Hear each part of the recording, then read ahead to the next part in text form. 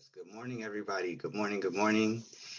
Thank you, Amanda, for those kind words. I just want to introduce myself really briefly. So my name is Devon White, right? I'm here on behalf of Palmer Scholars, the Scholar Engagement Coordinator. I'm also a Palmer Scholars alumni, right? And also a Lincoln High School graduate, class of 2014, and UW Seattle graduate. So I'm very much a product of the efforts that come out of this group. And I just want to acknowledge that first and foremost. So yeah, just really glad to be here. Let me go ahead and pull my words over. Yeah. So I hope everybody's feeling good. First, I'd like to just say thank you again to this TCSN group for creating space for this kind of acknowledgement today. It happens too often that we let Black History Month just come and go without properly recognizing the significance of our Black leaders, our Black heroes, and our loved ones, right? So before we dive into our agenda items today, I'd like to just take a few moments to acknowledge that today, February 19th, places us in the tail end of Black History Month, right? What is now a widely celebrated time for us to reflect on the achievements of our Black communities around the world, sprouted as an idea from Dr. Sprouted as an idea from Dr. Carter G. Woodson back in 1915. Woodson's work as a historian and author and co-founder of the Association for the Study of Negro Life and History left a significant impact on how we all engage with Black history today. So in February 1926, the establishment of Negro History Week was spurred by Woodson's desire to popularize the history and contributions that researchers and other intellectuals were discovering through their studies of the African diaspora. And prior to then, significant contributions from Black intellects were kept as secrets and dissected from what we accept as American history, right? So it is said that Woodson selected the month of February for this week-long celebration that he had in mind to encompass the already celebrated days of honor for President Lincoln and Frederick Douglass, right? February 12th and 14th, respectively. And so although we don't have enough time today to fully dissect the roots of Black History Month, I will say this: Woodson's vision for Negro History Week was centered around preserving pre-existing traditions, around reflecting on Black history in America, but there was also a motive to extend the current study of Black history beyond the contributions of the two men that I mentioned before. He believed that history, the real history that we must preserve, was made by the people in real time, not just a few tokenized men and women. That said, I encourage everyone listening to evaluate how we typically celebrate during the month of February and how we can honor the contributions of the Black history makers of our time year round, since we all know that Black history extends beyond the shortest month of the year. So as we move through today's agenda items, let us remember the traditions of celebrating those who walked before us, all while we work to empower the next generation to lead the way towards establishing new narratives worth telling. Thank you. Devon, thank you so much. In case you don't know Devon, I'm going to just brag on you a little bit. Devon is also the chair for the Tacoma Creates Advisory Board for the city of Tacoma, doing wonderful leadership in our community. And so definitely grateful to you for making time to be with us today and for all that you do every day for the youth in Tacoma. Yes. Thank you. Like I said, I'm very much a product of the hard work that comes out of this group, and anytime, that's all I could say. So thank you all for the kind words. So we are going to transition now, and we're going to learn a little bit more about the student voice research project. And the person who's going to lead that is Dr. Kelly Baymeyer. She's the primary author of the Student Voice Research Report, and she holds a doctorate in political science from Brown University, and she taught courses in research methods and social justice at Seattle University before serving as the Senior Research and Evaluation Officer at the College Success Foundation. She has been with Degrees of Change for the last 5.5 years, where she serves as the Operations Director and also leads all of the the evaluation and research activities for the organization and its collaborative efforts through Tacoma Completes. Dr. Baymeyer. Thanks so much, Amanda. Good morning, everybody. So wonderful to be here. Great. Well, I feel very privileged to have the opportunity to work with such an insightful collaborative group on this project. This was definitely a team effort, and we worked with a group from the Foundation for Tacoma Students, the Tacoma Community College, University of Washington, Tacoma, and our sincere gratitude goes out to this, particularly this research advisory group that shared their time, expertise, and passion for this work over many months together. I don't think I've ever worked with such a collaborative, truly collaborative group from the inception of the project, designing it, all the way through the reporting. So just very grateful to them all and honored to be here. Given how tight our time is this morning with our agenda, we don't have a dedicated time for Q&A. However, please feel free to put any questions that you have into the chat. And my colleague, Nalani Linder, who's the director of Tacoma Completes, will answer as many questions as she can within the chat as I'm speaking. And then I'll also take a look and post answers to questions, any remaining questions after the student panel section. So the Tacoma Complete Student Voice Research Project is an applied qualitative research to explore why Tacoma Public Schools graduates leave TCC or UW prior to completing their degrees. The report was funded by the Bill and Melinda Gates Foundation and the Foundation for Tacoma Students, and it's intended to support deeper understanding and programmatic decision-making for systems level changes to increase our completion rates at each institution. In total, we had 56 students participate in in-depth interviews, 23 former TCC students and 33 former UW students. The interviews were audio recorded and then coded independently by two researchers, my colleagues Kanwal Youssef, who managed all the student outreach and interviewed all 56 students, and Natisha McNamara, who served as the second coder on all the interviews. So those two did a ton of work on this project. A third researcher, myself, I analyzed the coded data and then actually wrote up the final report. So that's the reason I'm here with you all today. So the primary reasons why students left college prior to completing their degrees were grouped into similar clusters that ended up becoming about 7 meta themes. These 7 meta were consistent across both TCC and UW campuses. And I'll note here that in the spirit of authentically engaging students and in the decisions that impact their lives, this report is unique in that it does not provide explicit policy recommendations. Instead, the report is intended to provide a common framework and key questions that are intended to guide ongoing policy conversations among students, college staff, and community partners, like we are today. And I think that's one of the very powerful pieces of this whole project is the intention to really have this be a catalyst for ongoing conversation to come to solutions instead of trying to arbitrarily provide policy recommendations within the report. Many students indicated that college was not a good fit for them because they didn't know what they wanted to do for their careers and they didn't have a strong sense of purpose. So this was the first major theme. Several lamented that they didn't take a year off before starting college to understand themselves and their passions. They may have felt a lot of pressure within high school to enroll in college immediately, and thinking that this was the only way they could be successful, and many did so without a clear plan. These findings lead us to ask, how can we better support students who do not have a clear career path in mind? And what else can we do to strengthen students' sense of belonging on campus? The next theme that emerged in the research was around financial and basic needs. So in total, 3/4 of interviewees mentioned financial struggles as influencing their decision to leave TCC or UW. Those who consider finances as the most important reason offer a combination of one.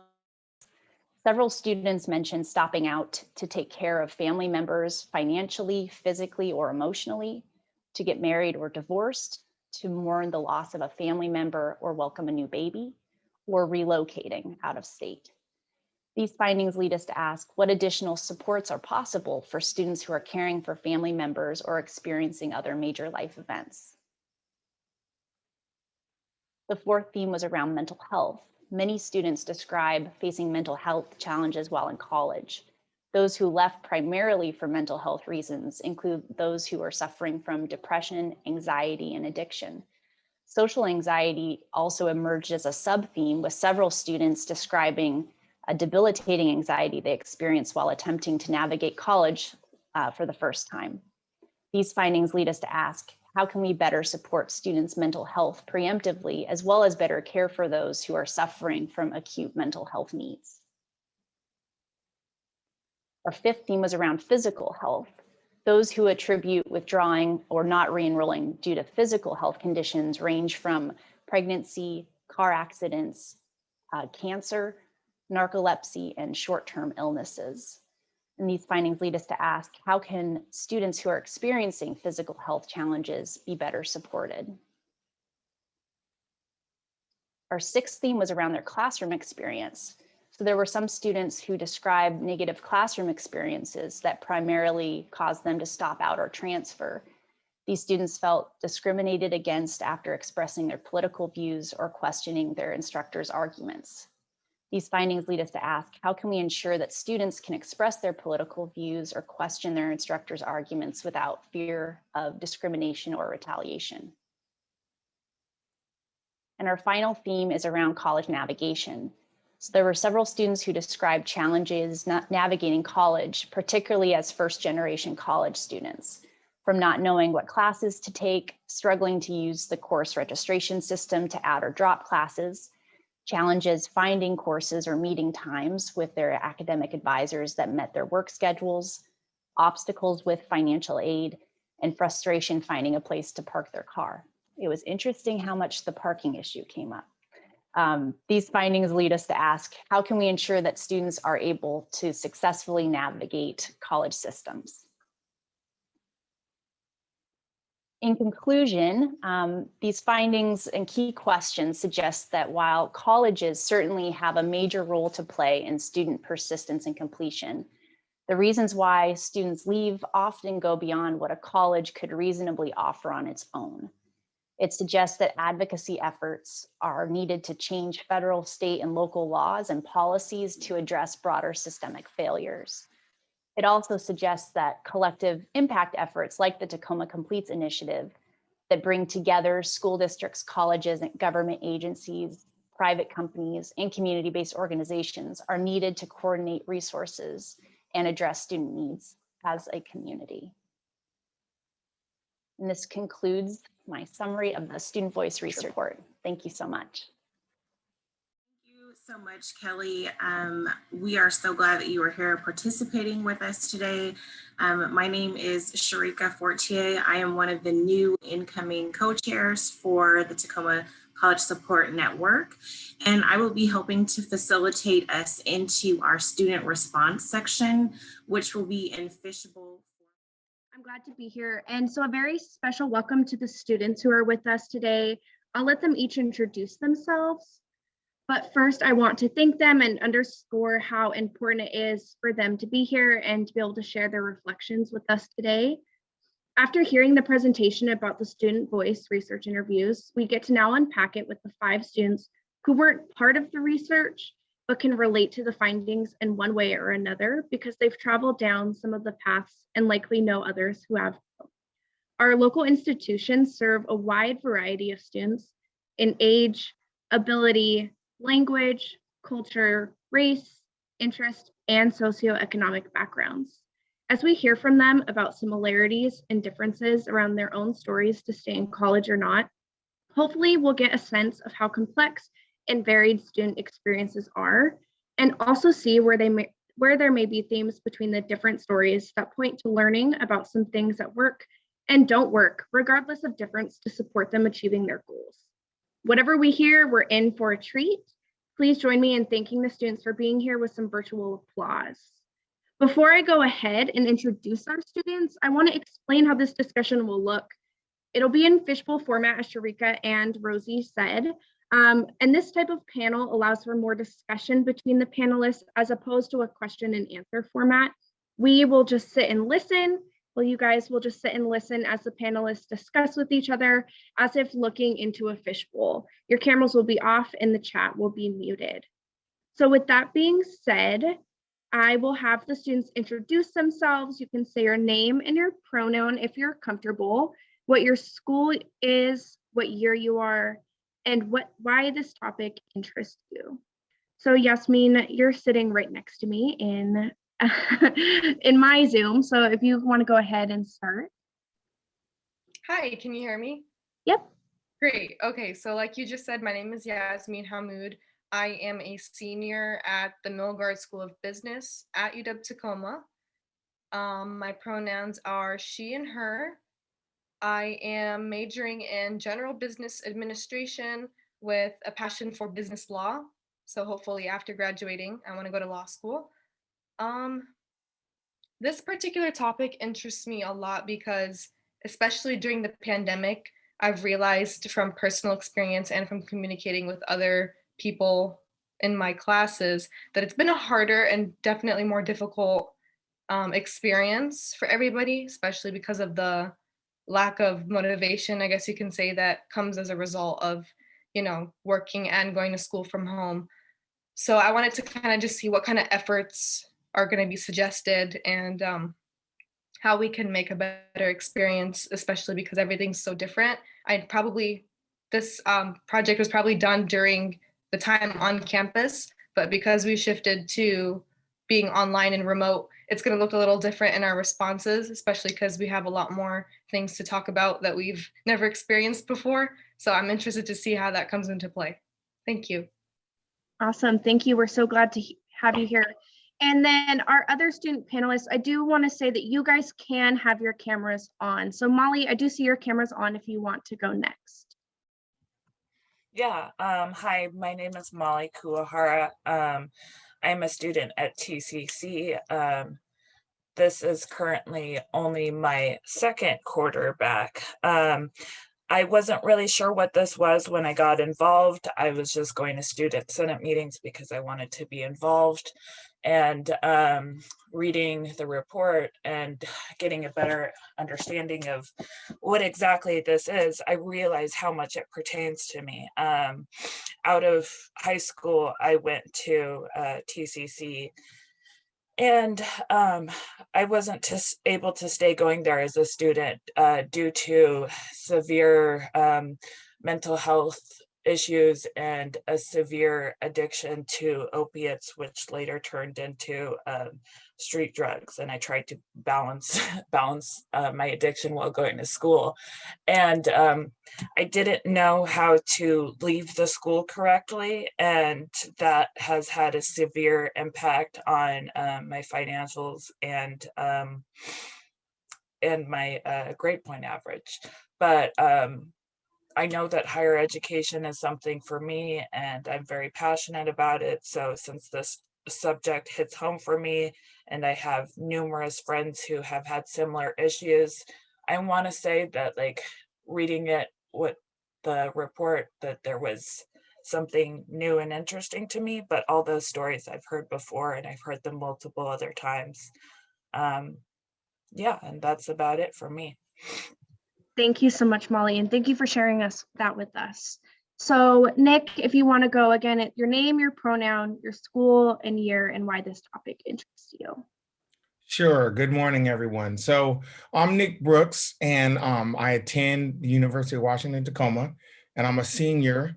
I'm a double major, urban studies and political science, and I'm a double minor. I just kind of like school. I'm retired Air Force, so I served for 21 years. And the reason that I'm interested in participating today is because reading the report, and while I may not have dropped out per se, I'm actually still in school. I did take an unconventional path to higher education. And for me, it's working. If I could go back and do some things different, maybe I would. And the fact that maybe I would do some things different motivates me to share my path with others. And I'm from Tacoma. I'm from the hilltop. I'm a little bit older than the average student that I encounter. And I embody somewhat of a credible messenger for them when I tell them, hey, I kind of came from the bottom, you can do it too. And when they look at me, they can relate to what I'm saying, I think a little bit better than maybe other faces in the crowd. So that's why I'm interested in participating today. Thank you so much. Again, we're so glad to have you here, and your path is important, and I'm excited to have everyone hear about it. James, do you want to go ahead and introduce yourself, please?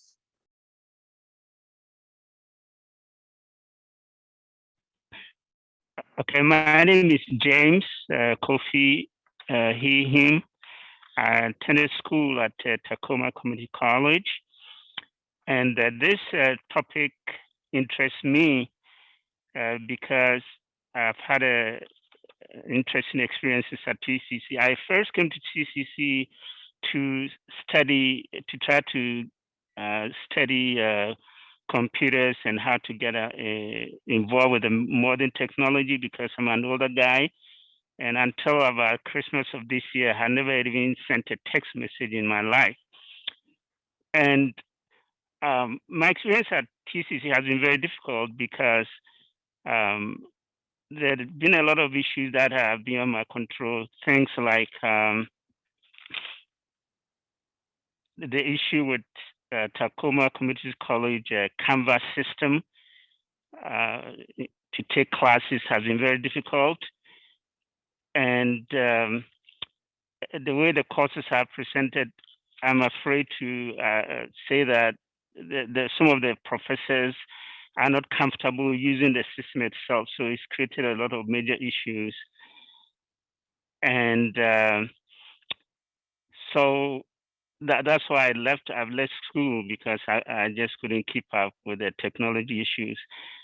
You realize that I have my face mask on right now, because the reason I'm doing that is because somebody is sitting beside me, trying to help me to navigate the system. And this is the first time that I'm doing anything on video, so I don't know how to operate the system.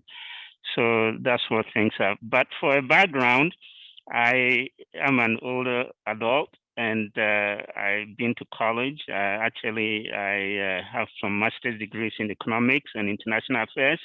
I used to work with the World Bank, some high-level stuff. And so I don't know whether the school can help me, overcome my technological issues. And so I'm interested in, the theme that I'm really come under is the one with classroom experience and technology issues. Thank you very much. I hope I made sense. Thank you. Thank you so much, James. I'm so excited to be able to dive in a little bit more with our first question. So last but not least, we have Rick. Good morning. My name is Rick Souza. I'm a student at UWT, junior, getting ready to be accepted into Milgard. But I also work as a work study student in the TCC Veterans Office over there. This is my fourth attempt at college. And like Nick, I'm a military veteran. And really, I'm excited to be here just to see how I can help our student veterans at TCC continue and pursue their education, because it's been a rough road for me, and I want to help people with their smoother transition. Thank you all. So the first question I have, you all had a chance to read through the report summary and saw the presentation just now. In what ways do the results relate to your own experiences, which I've heard, you already kind of started to dive into that. And in what ways do they relate to what you hear from other students? So again, I'm just opening it up for you guys to discuss together. Well, I guess I'll go first. Like I just mentioned, this is my fourth attempt at college. The first time it wasn't a right program for me. I was a philosophy major, and that just absolutely sucked. The second try, I was in the military, trying to go to school, and then I deployed to Afghanistan. So it's very hard to do college while I'm out there. My fourth attempt a few years ago, actually, I did a quarter at TCC, and then because of family issues, and my ex-wife's schedule at the time. It was just not conducive. But what led me to come back and actually just dig my feet in and finally get this degree, and actually it's pushing me to be successful this time around, is I'm recently divorced, so I'm really here as a point to A, improve my life and get started on a career, but B, it's to just prove to my kids, because I've got 4 kids, school-age kids, that hey, even though crap happens and life gets miserable sometimes, you can still come out at the other end bigger and better than you were when you went in. Yeah, Rick, I don't want to over militarize this conversation, but being a fellow brother in arms, when I retired from the military, I came back. I left South Carolina, came back to Tacoma because this is where I'm from, and I didn't know what I wanted to be when I grew up, and so I figured I was fortunate to have GI Bill benefits, so schools essentially paid for.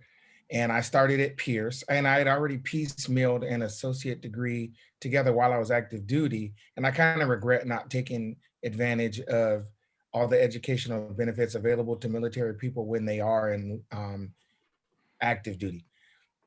But I got back, I didn't know what I wanted to be when I grew up, and I went to Pierce, and that worked out. And when I finished there and I came to UW, I'd always dreamed of being a Husky as a kid growing up.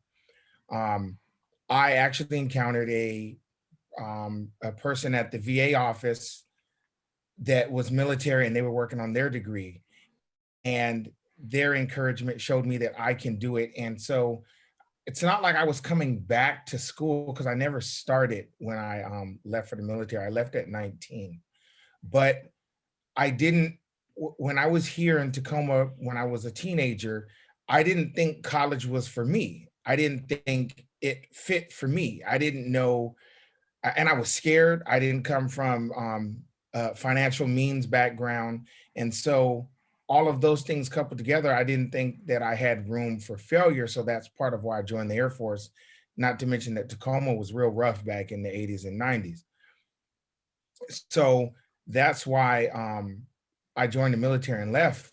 But when I got back, seeing other people that, when I say look like me, yeah, that could be Black, or that could be someone with a military background, saying, I'm doing this, you can do this. It's not really, it may be more difficult in your mind, but in actuality, it's really not that difficult.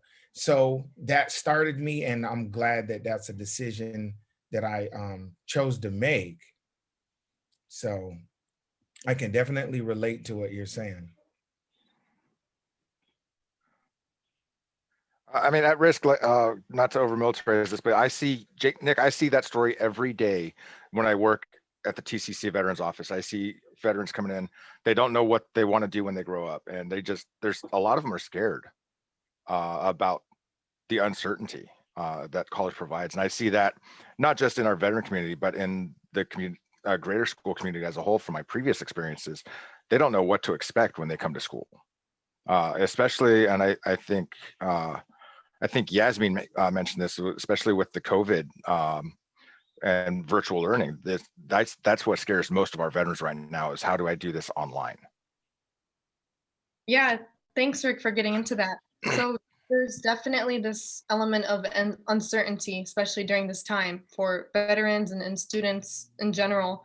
And I can relate to that on a personal level, because I never thought, that I would take a year off. I've always been somebody who said, just get it done.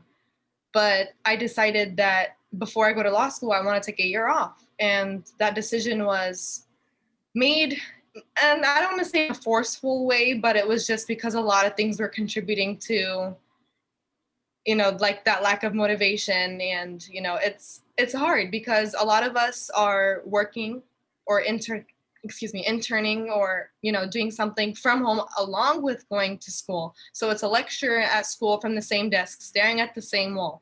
It's studying after your lecture. It's going to work. It's a lot. And it's really hard to know, is this going to be the new normal? And how long is this going to last? And there's just that element of uncertainty that kind of diminishes your spark in a sense. You know, when you started your journey, I'm sure you were like, this is it, I can't wait. Every day, the reason that you are so driven to keep on pushing harder is because you see that light at the end of the tunnel. You see that, you know, for me, I'm ready to be that lawyer. I can't wait. But it's like, is that dream just getting farther and farther away? And how do I get reassured that it's still something that I can obtain even during such a harder time? You're absolutely right. Because I mean, if you see, I'm looking at the same corner that I sit at every 5 days a week, sometimes 6 because I have weekend studies. But when quarantine hit, really last year, literally I dropped out of all of my classes last spring because I just couldn't take it. Like my mental health took a big hit. It took me, so from April, it took me until June to really get my head right and get my feet back on the ground for this. And it's really hard. I hear what you're saying, because there are days when I don't even want to get out of bed because I don't want to walk across the hall to the same desk I sit at every day because I need a change of view. And for me personally, like moving forward from that, the gym and working on my physical fitness has really been a huge benefit for me. There's a gym 200 yards from my apartment, and I walk there, and that's sometimes the only human interaction I get every day. But for me, that has really been a big help, pushing through the issues and the struggles that we see right now. This is really great conversation. We are on a really tight time limit, and I do want to allow some conversation for Molly and James. We can spend about 3 more minutes on this question before I move into the next question. And I really hate to cut you guys off because you're having great conversation, but I do want to allow for conversation from everyone. So about 9:11, I will cut into the next question, but James and Molly, if you have anything to contribute as well. I pretty much voiced how I related to it.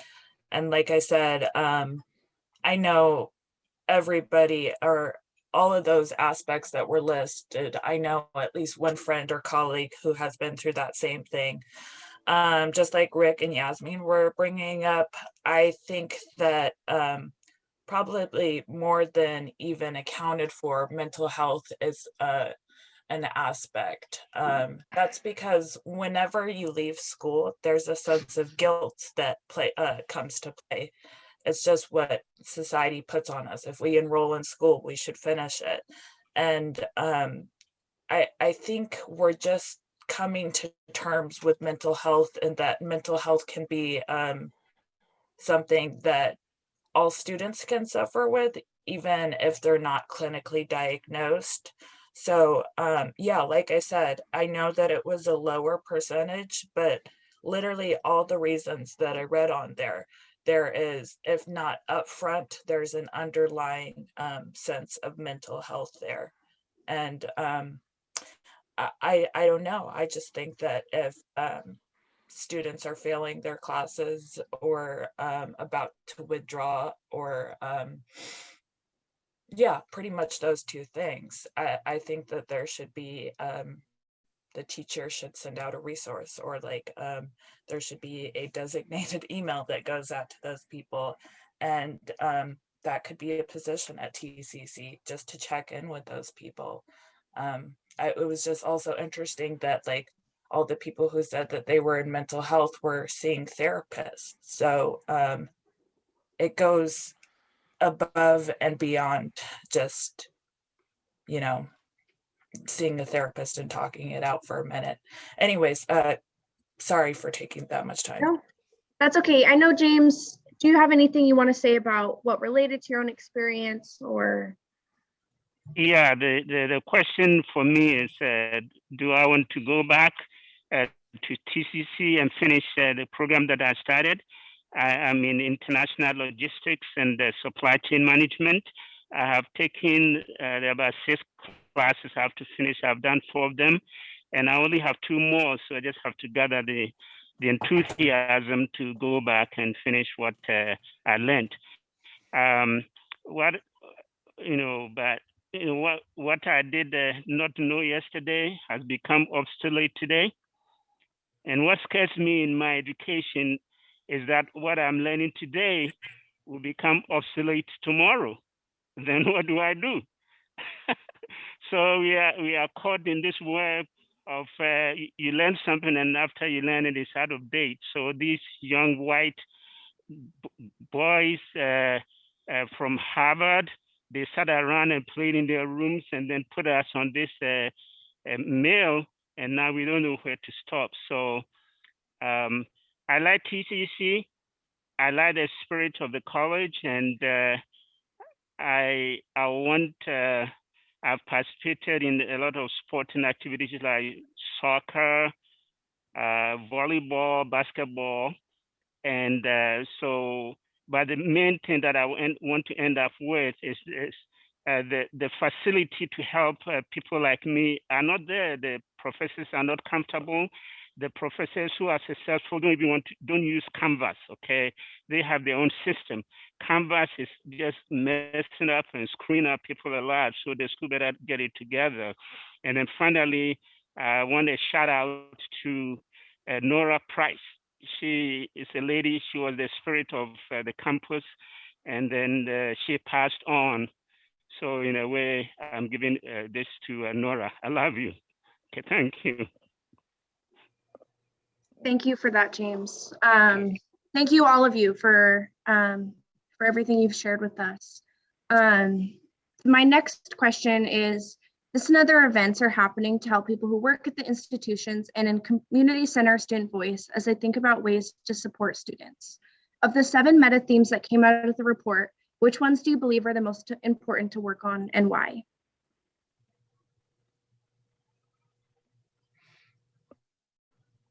I guess I'll start. I think, well, to start, they are equally important, but one that does stand out to me, just from personal experience, is the financial theme. So I always like to use this metaphor that, let's say, you know, in order to qualify for aid, you must have 4 loaves of bread, right? You must have 4 loaves of bread coming in, and that's what's going to be used to support your family. Totally understandable. So let's say you have 10 loaves of bread coming in, then you don't qualify for aid, right? But what sometimes I feel like they don't factor in is how many people are you splitting these loaves of bread amongst? You know what I mean? So kind of from my personal situation, I do not qualify for financial aid, but I do have 6 members in my household, and 2 of them are full-time university students. So although, again, I do not qualify for aid, it's still a big reason why university has been just difficult all around. And another reason why, you know, I can't just jump into law school after, you know, such a hard economic time, especially after the pandemic. I feel like the resources are not being given to everybody that needs it because they're not asking the right questions. You know, like I said, even if I have 10 loaves of bread and I'm splitting among 6 people, that's only 1 loaf of bread and some leftover. It's not, I don't want to use the word fair, but it's just not fair in a sense because, again, they're not asking the right questions, because now in my household, there's double the tuition.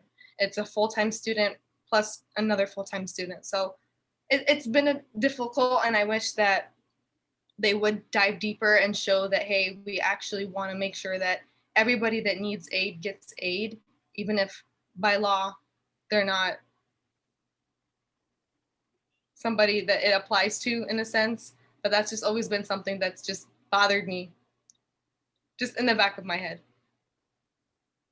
I like that metaphor. It was it was clear and simple. And yeah, I think that like all of us can relate to it. Finances is one of the biggest reasons that I hear.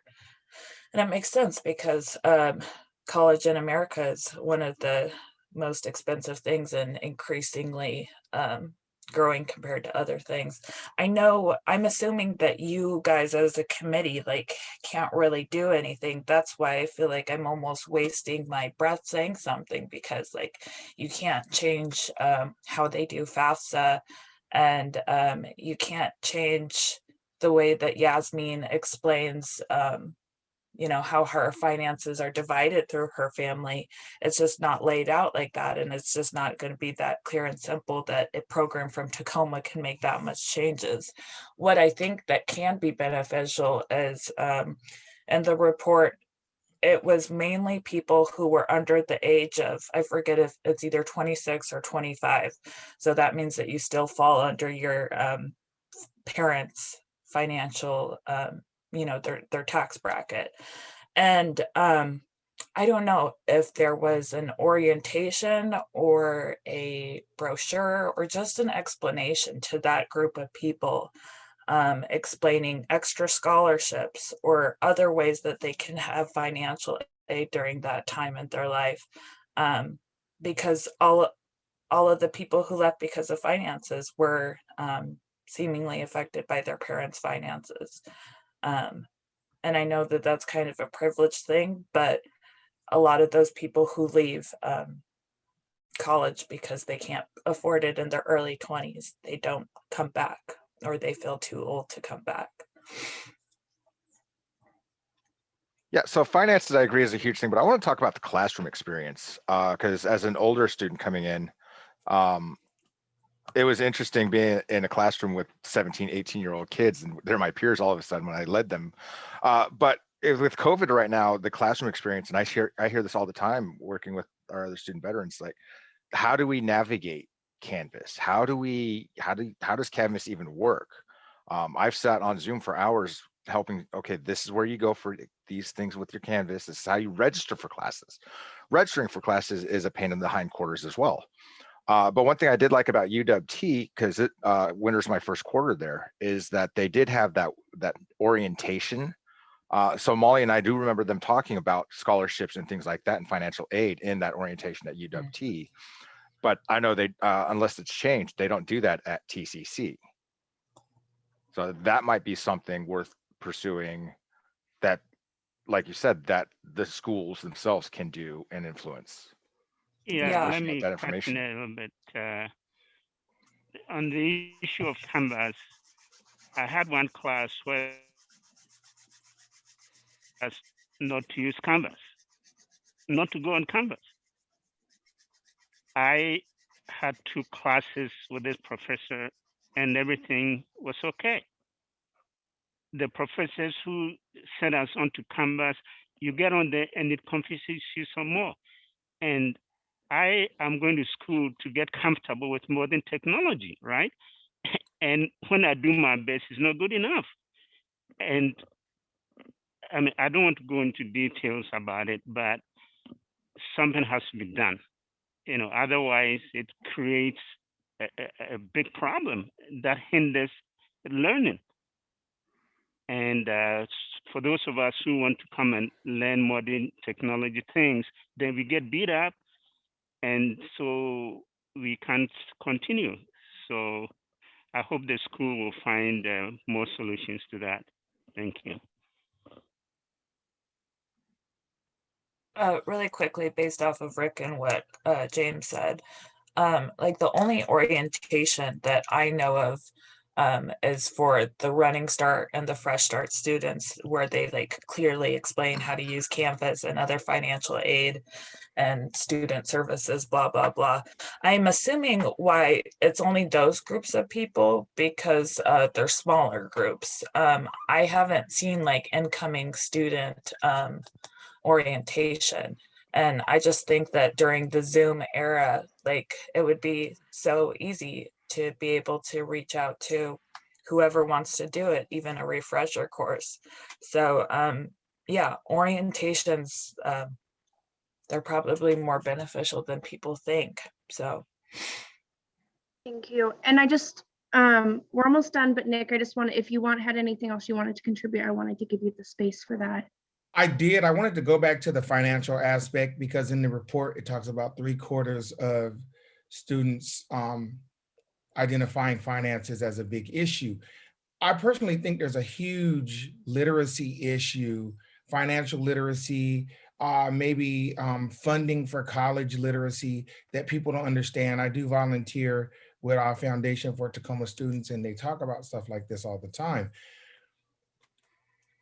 People it's like the students or their parents don't know there is a financial windfall of support for people that want higher education, and they don't go pursue it.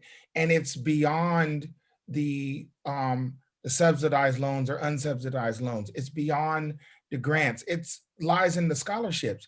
All this unclaimed money every year sits out there, and people don't go get it. And that ends. I Googled while we were talking, and it said $3 billion, and most of that was just in the forms of Pell Grants alone. $3 billion sits out there, not to mention the countless scholarships. And a lot of people don't realize you can get scholarships, and everybody walks around with smartphones in their hands, and the smartphones will give them the answers to about 90% of their questions. And if they want to look for money, they have to be, maybe it just takes holding their hand to show them you can actually get 2 or 3 scholarships. And if they all agree to pay your tuition, they'll all send money to the school. It will create an overage. It'll put some money in your pocket. Maybe you can work, instead of full-time, you can work part-time, 20 hours a week, give more to your studies, and come out at the end not so far in debt, maybe not in debt at all. You'll come out obviously with your education, with your connections, you get some internships in there. For some reason lately, I've been using the phrase, there's more than one way to skin a cat. And to me, that embodies that you don't have to go to school, go to a big 4-year school, take on $30,000, $40,000 worth of debt a year. You can go to a smaller school, you can get 5 scholarships, 6 scholarships, and 2 grants, and so on and so forth.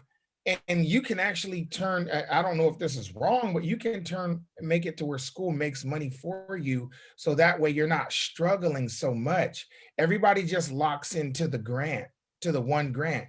There are tons of scholarships for every category. If you're small, there's one for shorter people. If you're tall, there's one for giants. If you're black, there's one for black people. If you're white, there's one for white people. If you're gay or straight, there are all these scholarships that are set aside for people. If you're from Tacoma, if you're from the east side of Tacoma or the hilltop of Tacoma, if you went to Stadium, I hope one day to start, I'm a Stadium high school grad, go Tigers.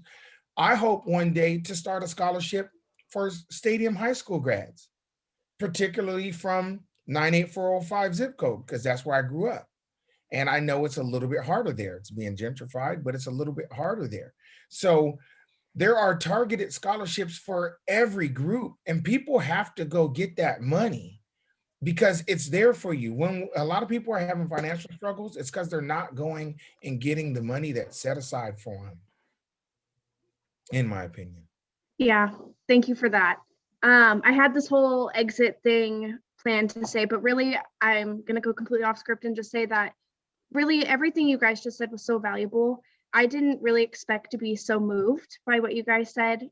Every single one of you. I started in my education social work experience at Graduate Tacoma, speaking on a panel a couple of years ago, and it's really an honor to be able to come back and help facilitate having more young people, more young students, across the board, adult students, really share your experiences. And a lot of us that work on this committee, we're not in direct services anymore. And it's really easy to forget what it's like, what our actual students are experiencing.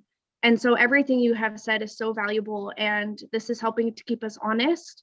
And I just really hope to continue to be able to work with you all in the future. And I really am so appreciative. And I know I speak on behalf of everyone on this committee that we're really thankful for everything you guys said and for taking the time to be here. And I just wish you the best in your future endeavors, and hope you have a great rest of your day, and hope you stay and hang out.